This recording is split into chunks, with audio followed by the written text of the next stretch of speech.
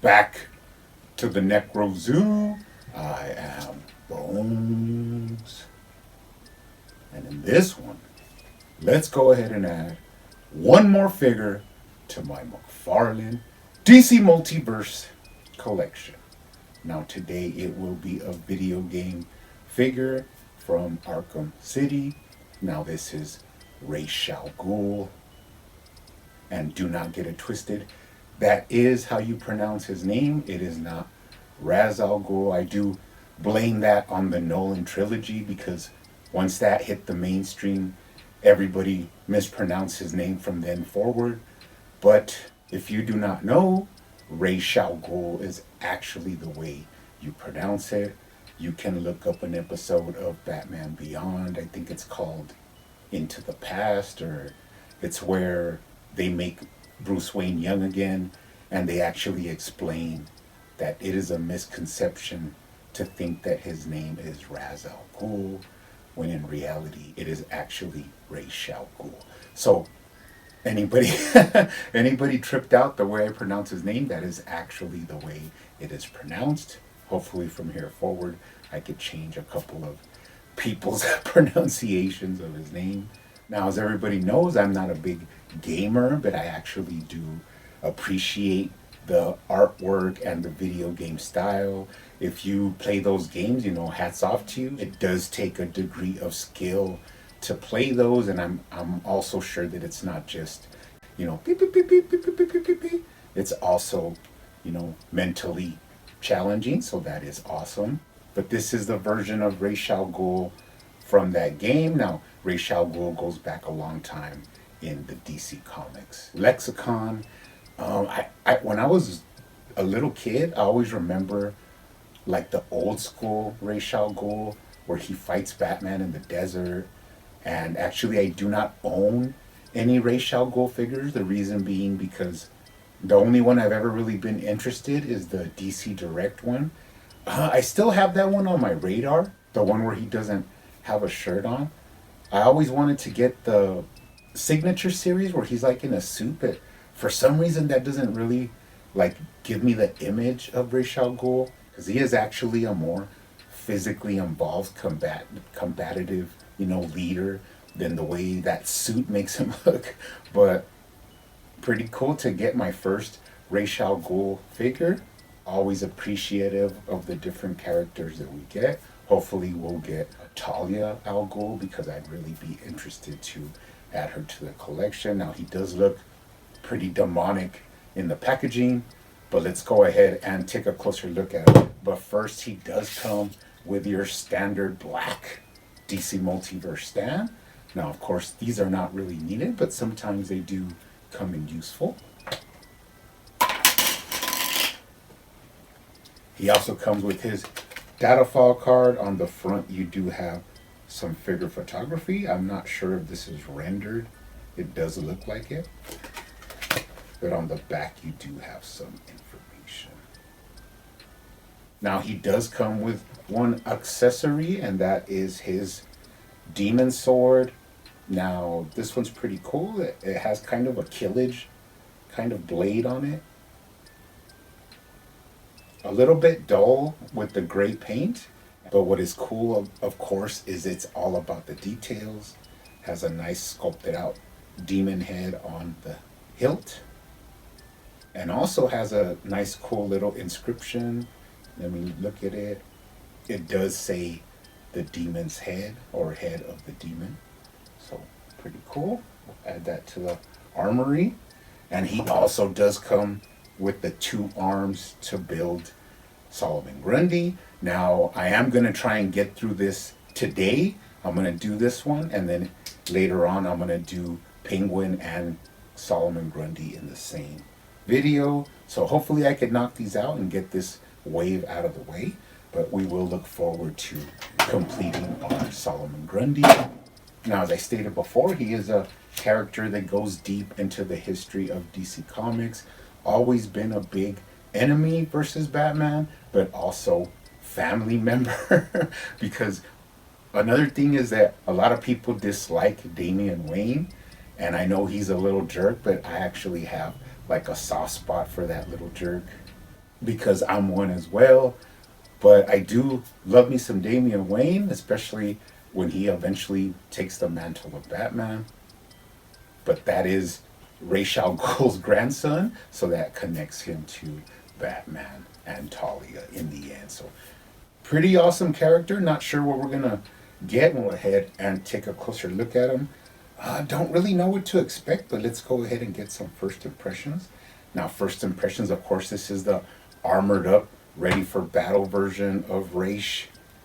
It has some pretty cool, sort of samurai esque, kind of type of armor, which is a lot of leather and plating. Pretty cool. Hope it does match the way he is executed in the game. But first impressions, my first Ra's al Ghul figure looks pretty awesome. Let's take a look at that head sculpt. Now, this head sculpt does look really good. You got all the details in there.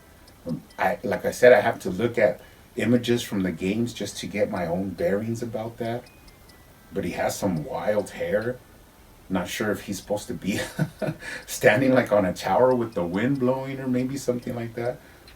But he does have a little bit of, gray at the temples. Has a cool little, like, stylized facial hair. So, all in all, it does give off a pretty intimidating demeanor. So I like that. It is standard for McFarlane, coming in with a pretty nice head sculpt. Let's take a look at the articulation now. He does not look down at all, even if I push. Does not want to go down. Doesn't want to go up either. Now, this is because you could see the hair on the back is going to restrict it. And he also has a collar back there. And, definitely going to be modding this. Now, he does have right to left. And, of course, you can tilt his head for some character. But I just cannot get over that he has no range at all. So, of course, I went ahead already and popped off the head. And if you look at it, I actually carved out a little notch in the back of the neck. But the secret to getting this guy with a lot more range at the head is going to be trimming out some of the hair. Now, I do this by getting a blade and running it on the inside of the hair, but I'm careful not to damage the actual hair in the front, because where I cut it, it can be painted later in black and it's not going to make a big difference. But looking at it from the back, you do want it just to look like its original sculpt and mold. But when you do that, you can pop the head back on, and now he actually looks down a lot more. So now you can have him like up on something looking down, and then of course you can look up. And just up to you how much you want to push it. But you look at that. You could get him to look up way more than the way he came, standard from the package. And it also loosens up his head a little more, where you get a lot more movement and range. So that's a quick little mod that you could do just to add a little bit more to your figure. But now let's look at the armor. Going down, you do have that demon's head symbol on the front. A lot of cool intricate sculpt work and little added, buckles and straps, which is always appreciated. Cool armor moved down into the thick belt, where he also replicates that demon head symbol on the front. So actually some really nice sculpt work and design from McFarlane for this Ra's al Ghul in battle armor. Let's take a look at the waist articulation. You do have side to side. You got that full range tilt-a-whirl at the waist. You got lower waist swivel. No upper chest swivel because of the way it's designed with the armor. But you do get a little bit of crunch. Now, when it crunches, it actually buckles the rubber, which is interesting.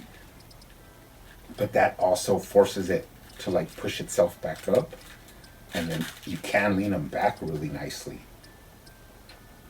So that's some cool added range. Now, you can twist them, get them in some cool poses, but it is restricted because of the way they designed this armor plating.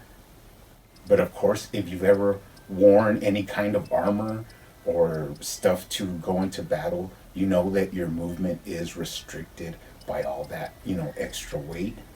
Can be a little bit cumbersome. Let's take a look at the shoulder joints. Now, there is no bushing around the socket, but you could feel the socket in there. So what acts as the socket is actually the sculpture of the armor around the arm. So it could be actually free moving, but it's kind of difficult, but you could still get a little bit of up and down and front to back. You got a bicep swivel, double jointed elbows. Look okay. Seen worse. Now, a cool feature on this figure is his tattoos. You got like a nice dragon tattoo starting at the shoulder, going down to the elbow, sliding into some pretty nice gauntlets that are sculpted out, and then into the hands. Now, one thing that I love about these McFarlanes is the way they have that four-way articulation, especially with characters that use weapons, so you can actually get it to hinge one way and then swivel it and hinge the other way. So that way, you have more range of how you want to hold weapons in their hands. Now on the other side, you have the same mirrored tattoo moving down into the gauntlet in the hand. Now they are two open, ready for weapon hands. So that is actually fitting for this character. So looks pretty good. Can get him in an easy T-pose. Could get a little higher, but he does have these pauldrons on his shoulders, so that kind of restricts it. You can move his hands above his head, but they do push out because of those same pauldrons. But you can bypass that with the bicep swivel, and the arms, you could get them kind of, closer in. Pretty cool posing option there. Now, let's take a look at the thighs. Now, this is where I'm kind of scared because it's really hard to do like poofy cloth pants in action figures because there's no way to make a joint to like hide the cuts. We do know this from the Ghostmaker that was previously released by McFarlane. But first, let's take a look at the thigh swivel. Now, it is there. I'm sure if you heat this up, you could probably free it up, but it very lightly moves the boot back, left to right, but it's kind of tight. So you could mod this as well to get more swivel out of it, but I won't do that right now. We could do that later. You can kick up pretty high, respectively.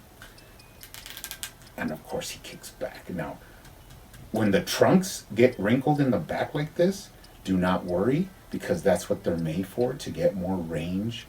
And when you put the legs back, they actually go back to their original shape. So that's pretty awesome. Cock out the knee. You got that cool hip swivel. Now, there it is. You can see the cuts there. And, it's pretty ugly. But, I mean, if you're going to pose them with a boot up or something like that, you just got to... You actually know what you're in for because there has to be a cut there. But, I mean, if you could get it closer and get them in the pose you want, it's not so bad. But, yeah, it just has to be sacrificed to get, that poofy pants look. Actually, you could straighten them out and get up and down at the ankle. Pretty nice sculpted ankle joints here. You got right to left. Rocker. Pretty smooth.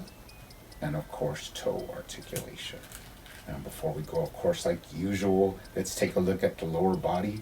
Now, I love these like kick pads and martial art, style boots that he has. You got the cool sculpt work in the poofy pants, but the bad part, of course, is going to be those cuts. But for texture and sculpt wise, this is really nice, especially the boots. I'm really liking those boots. They actually kind of look like the boots that I wore when I wrestled, which were like, above the calf, but sort of like militaristic style boots. Take a look at him from the bottom. No tread and no identifying marks. Moving up the back, nice sculpt work on the boots. Going into, now this is the thing, check out the details. They did match the sculpture on the hinge to the pattern on the pants, but I mean it's just so, it's just so like wrinkled up and sculpted out that kind of looks a little bit convoluted. And then moving up into the back of the belt, to the back. All in all, if you're going to have him up on the shelf, holding a sword to Batman's throat or just looking, down into a battle, he does work really well. So I'm pretty happy with him. He's going to look really awesome up there on the shelf. So it's not disappointing at all. He is really awesome.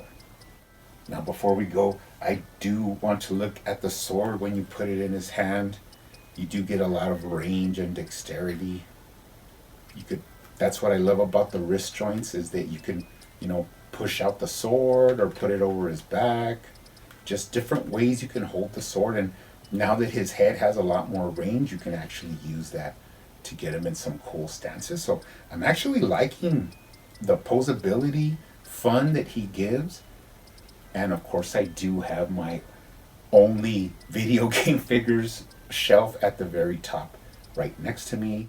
And that is where this guy's going to go. One thing I did want to do is I did want to hit this with like a more metallic and chromish looking silver and gold. So I did actually do that to the blade. So now it like reflects light.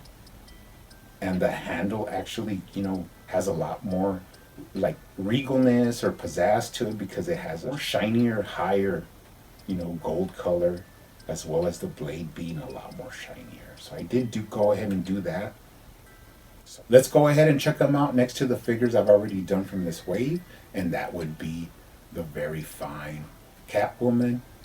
She looks really good. Actually, if you look at the scaling here, that is something that we're looking for from McFarlane. She has the perfect female shape and fits right in with this Ra's al Ghul. And then let's go ahead and bring out the Batman from this wave. Love that head sculpt. I love the whited out eyes. That's like my preferred superhero look. But they also do scale really nicely together. He's actually pretty fun. The only thing I think he would need is like soldiers, like foot soldiers around him. McFarlane hasn't really made a army builder, which is really a missed opportunity because you know how collectors go crazy for army builders. Now I did recently pick up an almost basically free ninja spawn, and I was looking at him and I was like, if you mod this guy a little bit, cut off some of the parts that he doesn't really need, and then give him paint him all black, this would actually fit really well right behind Ra's as his, League of Shadows foot soldiers. So that's just an idea, but really happy with him. He is going to have an awesome presence up there on my shelf, but you guys keep hunting out there, keep collecting, keep customizing, and I will see you on the next one.